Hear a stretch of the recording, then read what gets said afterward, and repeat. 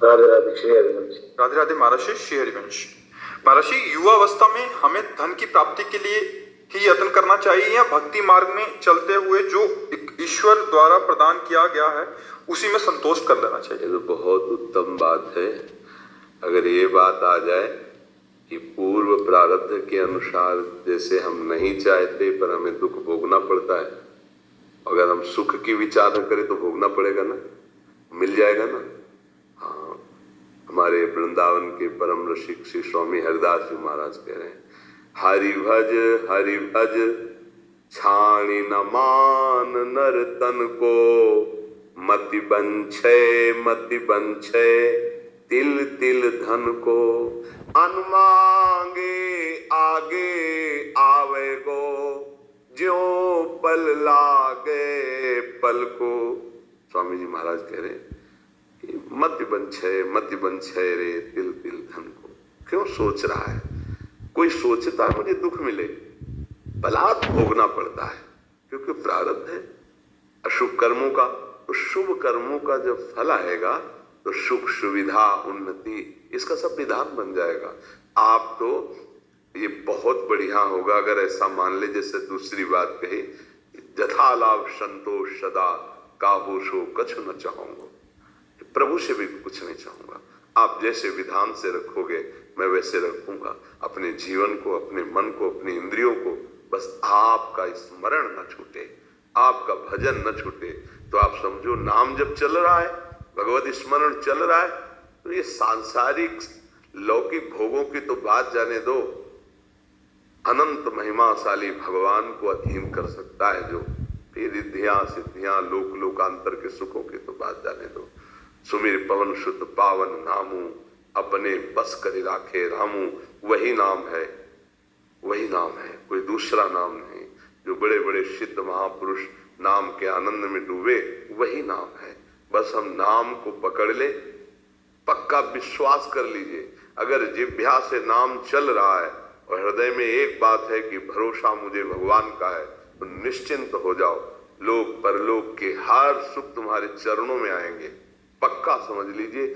जैसे संत महात्माओं को लोग कहते हैं ना कि कितना वैभव कितना ऐसा कैसे, तो ये छल कपट से नहीं होता है।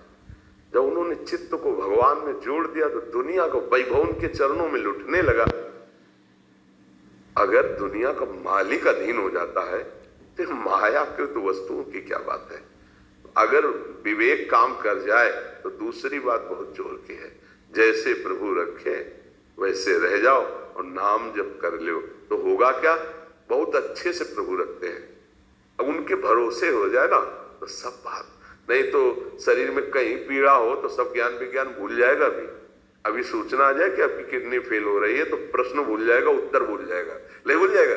हाँ, तो ये भगवत आश्रय, ये हम कह रहे हैं कि जो दूसरी बात कही उस पे अगर स्थित हो जाओ तो बहुत जोर की बात। जहां इस शरीर के उदर पोषण के लिए जाते थे, मिला तो पाया, नहीं तो यहां भूखे भी रहे।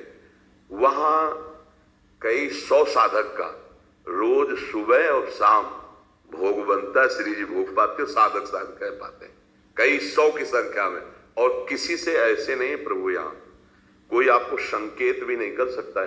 यहाँ का सख्त शासन है कि ऐसा नहीं कर सकता कि भाई 400-500 साधु सेवा होती है। आप नहीं, कहीं आवाज नहीं, कहीं दान पेटी नहीं, कहीं किसी भी तरह का ड्रामेबाजी नहीं कि यहाँ पर्चा भरो, यहाँ ये करो, यहाँ कुछ नहीं है। और इतने अच्छे से श्री जी चला रहे हैं, किसी से कहना नहीं, कोई किसी से फीस नहीं, बिजली सब कार्य, कितने कार्य, सब हजारों लोग बैठ के सुनते हैं, तो साउंड सर्विस क्या क्या सबकी व्यवस्था समय पे है। बस उतना है कि खा लो पी लो आनंद से रह लो बस।